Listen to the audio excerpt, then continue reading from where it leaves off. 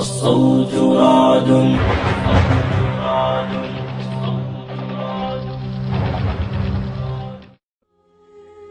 মিজান শব্দের অর্থ দাঁড়িপাল্লা, পরিমাপক যন্ত্র।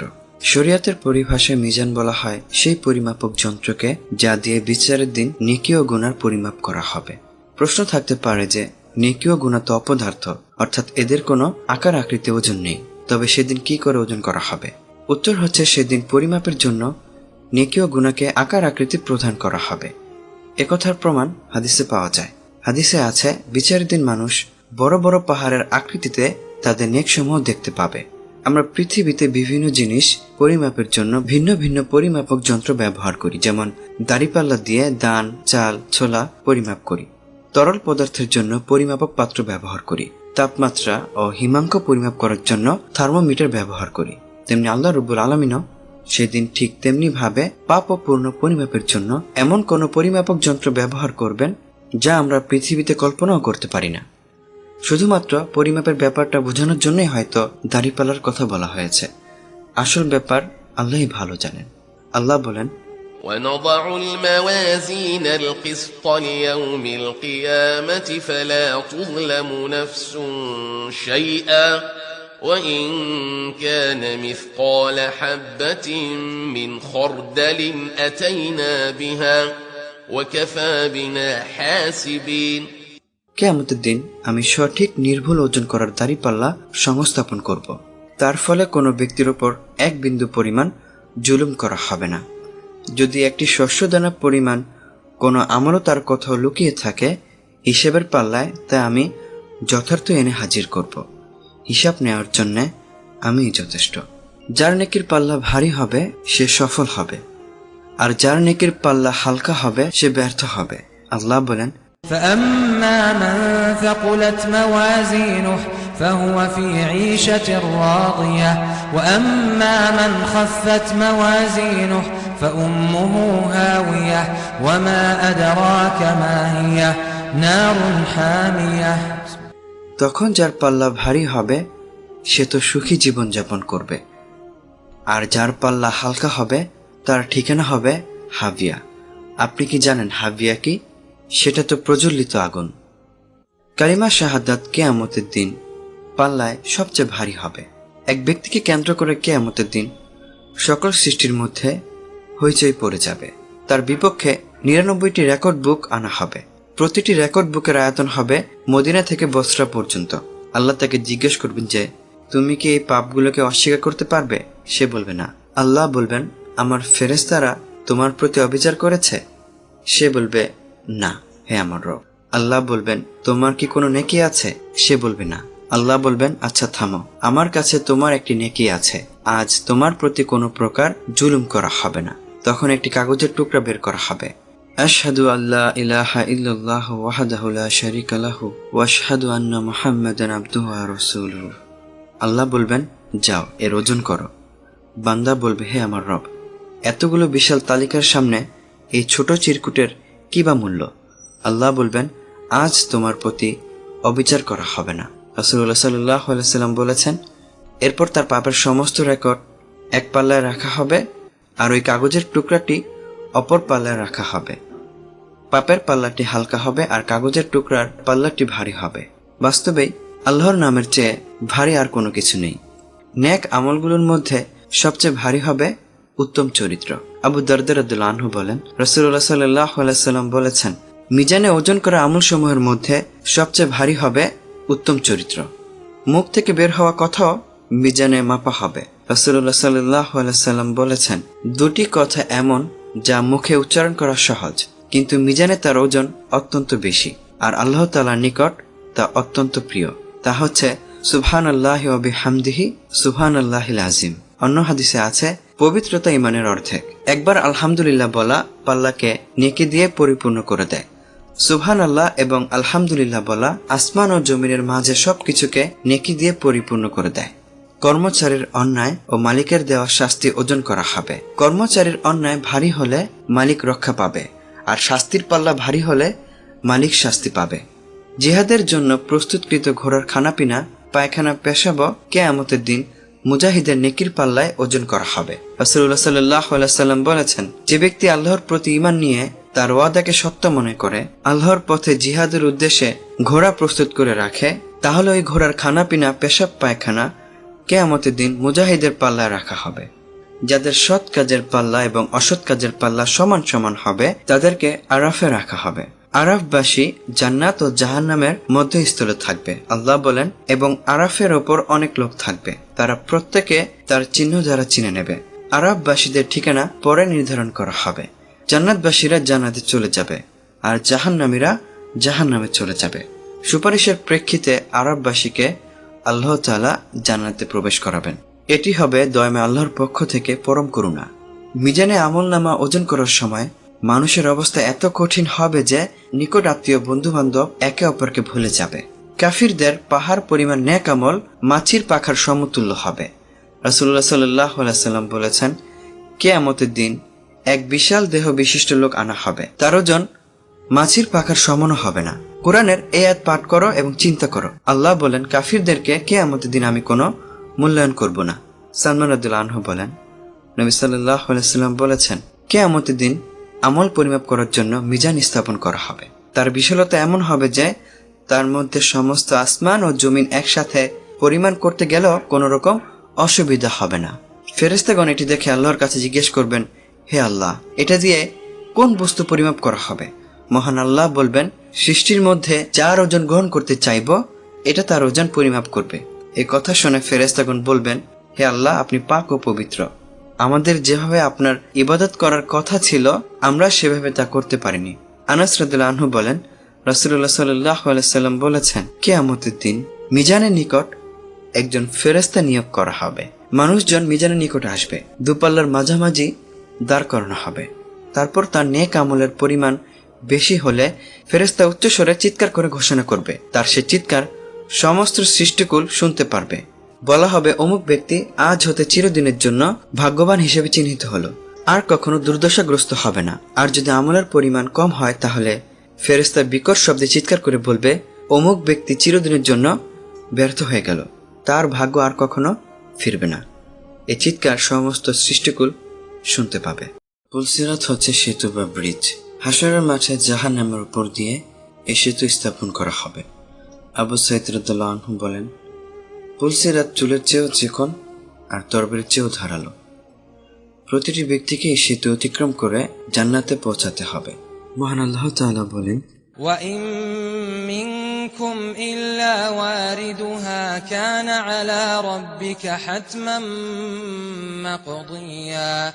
তোমাদের মধ্যে এমন কেউ নেই যাকে এর উপর দিয়ে পার হতে হবে না, এটা তোমার পালনকর্তার অনিবার্য ফয়সালা।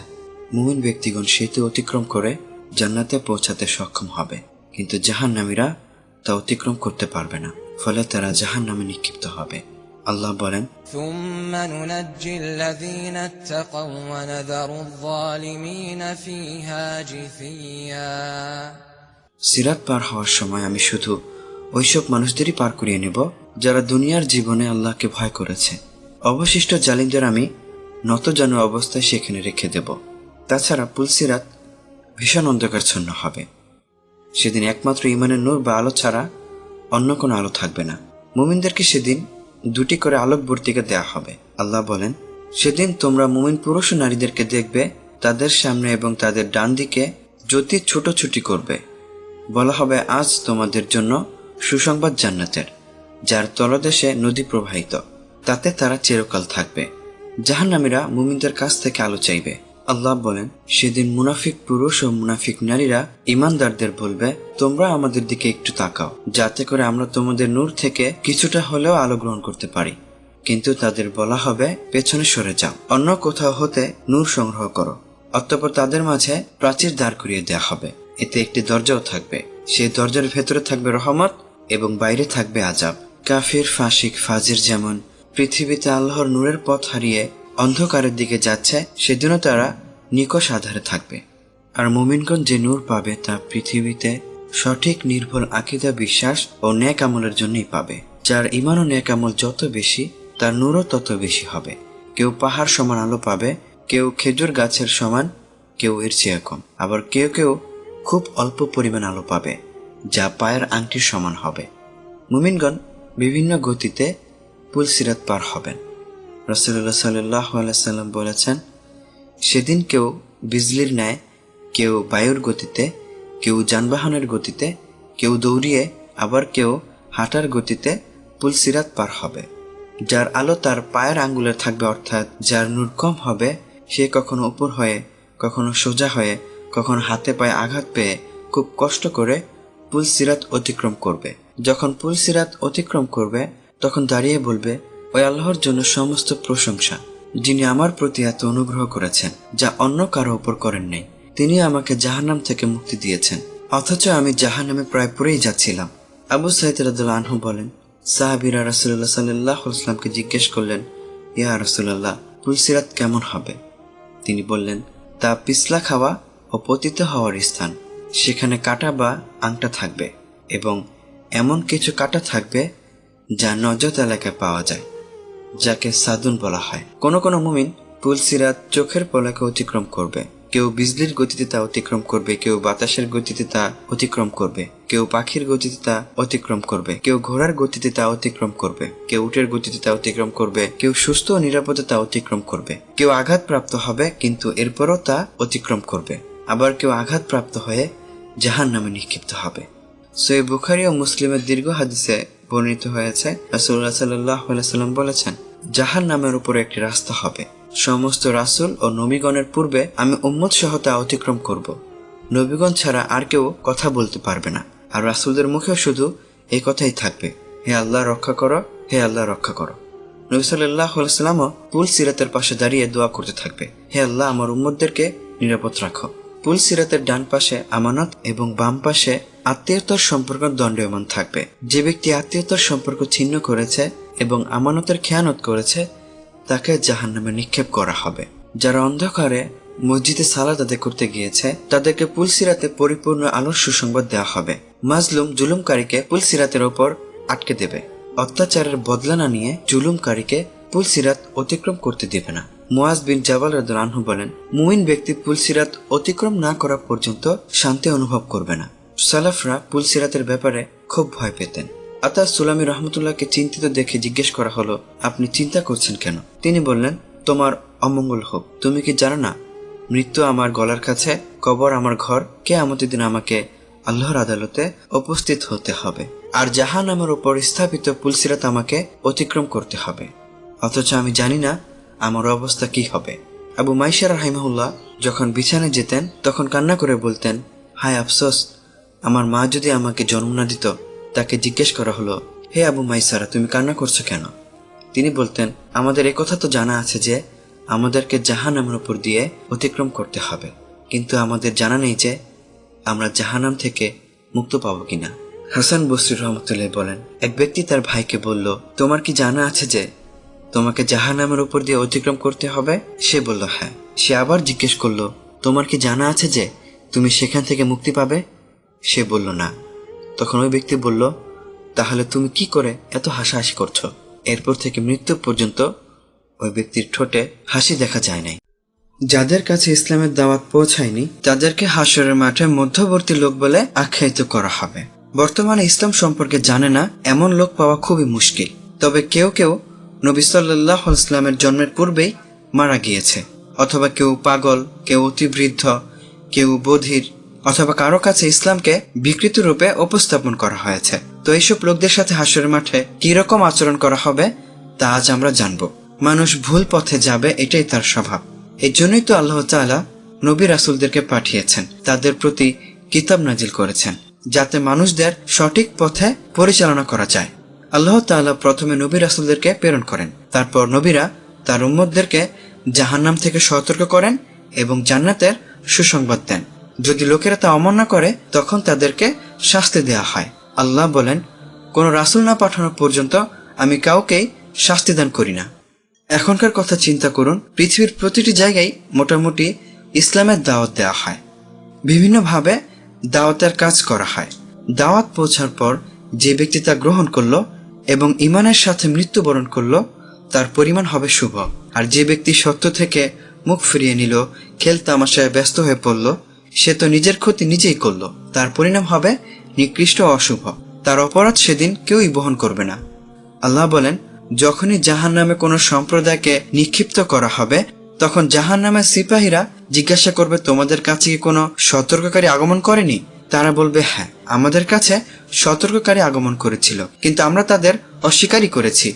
আমরা তাদের বলেছি, এই ধর্মের কোনো কিছুই আল্লাহ তাআলা নাজিল করেননি, বরং তোমরা নিজেরাই চরম বিভ্রান্তিতে ডুবে আছো। তারা বলবে, কত ভালো হতো যদি সেদিন আমরা নবী রাসূলদের কথা শুনতাম এবং তা অনুধাবন করতাম, তাহলে আজ আমরা জ্বলন্ত আগুনের বাসিন্দাদের মধ্যে গণ্য হতাম না। এরা হচ্ছে তারা যাদের কাছে দাওয়াত পৌঁছেছে। এখন যাদের কাছে দাওয়াত পৌঁছায়নি, ইসলাম সম্পর্কে শুনেনি, যেমন আফ্রিকার জঙ্গলি অধিবাসীরা অথবা কোনো বন জঙ্গলে বসবাসকারী, উত্তর বা দক্ষিণ মেরুর পর্বত অঞ্চলে বসবাসকারী, অথবা কারো কাছে ইসলামকে বিকৃত রূপে উপস্থাপন করা হয়েছে, যেমন পশ্চিমা বিশ্বের গণমাধ্যমগুলো করে থাকে, অথবা কেউ জন্মগত বধির অথবা যে পাগল ছিল বা কেউ অতি বৃদ্ধ হওয়াতে কিছুই অনুমান করতে পারেনি, তাদের কি হবে? এই শ্রেণীর মানুষ সম্পর্কে সবচেয়ে সুন্দর অভিমত হচ্ছে, কিয়ামতের দিন তাদেরকে পরীক্ষা করা হবে। যে ব্যক্তি নির্দেশ মান্য করবে সে জান্নাতে প্রবেশ করবে, আর যে ব্যক্তি অমান্য করবে সে জাহান্নামে প্রবেশ করবে। কেননা আল্লাহ তো বলেছেনই, আমি রাসূল না পাঠানো পর্যন্ত কাউকেই শাস্তি প্রদান করি না। তাদেরকে কিভাবে পরীক্ষা করা হবে এই বিষয়ে নবী সাল্লাল্লাহু আলাইহি ওয়াসাল্লামের হাদিস রয়েছে। রাসূলুল্লাহ সাল্লাল্লাহু আলাইহি ওয়াসাল্লাম বলেন, কিয়ামতের দিন 4 ব্যক্তি ঝগড়া করবে। তারা হলো 1 বধির, 2 পাগল, 3 অতিবৃদ্ধ, 4 যার কাছে ইসলামের দাওয়াত পৌঁছায়নি। বধির বলবে, হে আমার রব, ইসলাম এসেছে অথচ আমি কিছুই শুনতে পাইনি। পাগল বলবে, ইসলাম আগমন করেছে অথচ শিশুরা আমার দিকে পশুর বিষটা নিক্ষেপ করেছে। অতিবৃদ্ধ বলবে, ইসলাম আগমন করেছে অথচ আমি কিছুই বুঝতে সক্ষম হইনি। আর ইসলামের দাওয়াত না পাওয়া ব্যক্তি বলবে, হে আল্লাহ, তোমার কোনো দাওয়াতদাতা আমার কাছে আসেনি। অতঃপর আল্লাহ তাআলা তাদের কাছ হতে আনুগত্যের শপথ নেবেন। এরপর তাদের কাছে একজন ফেরেশতা পাঠাবেন এবং তাদেরকে বলা হবে, তোমরা আগুনে ঝাঁপ দাও। রাসূলুল্লাহ সাল্লাল্লাহু আলাইহি ওয়াসাল্লাম বলেছেন, আল্লাহর কসম, যার হাতে আমার জীবন, যে ব্যক্তি তাতে প্রবেশ করবে আগুন তার কাছে ঠান্ডা ও শান্তিদায়ক হয়ে যাবে, কিন্তু যে ব্যক্তি প্রবেশ করবে না তাকে জাহান্নামে নিক্ষেপ করা হবে। হাদিসের ভাষ্য অনুযায়ী আল্লাহর নির্দেশ মেনে যারা আগুনে প্রবেশ করতে দ্বিধাবোধ করবে না, তারা পরীক্ষায় পাশ করবেন এবং জান্নাত লাভের উপযুক্ত হবেন। আর যারা নির্দেশ মানবে না তারা জাহান্নামের উপযুক্ত বিবেচিত হবে। ইবনে তাইমিয়া, ইবনুল কাইয়ুম, ইবনে কাসির, ইবনে হাজার, শায়খ ওসামিন সহ বহু আলেম এই মতকে প্রাধান্য দিয়েছেন। আল্লাহ তাআলা আমাদের দিনের উপর আমৃত্যু অটল অবিচল থাকার তৌফিক দান করুন। দিনের দাওয়াত পৃথিবীর প্রতিটি বনি আদমের কানে কানে পৌঁছে দেওয়ার দায়িত্ব যথাযথভাবে পালন করার তৌফিক দান করুন। আমিন। أقول قولي هذا وصلى الله وسلم على رسوله وعلى آله وصحبه أجمعين والسلام عليكم ورحمة الله.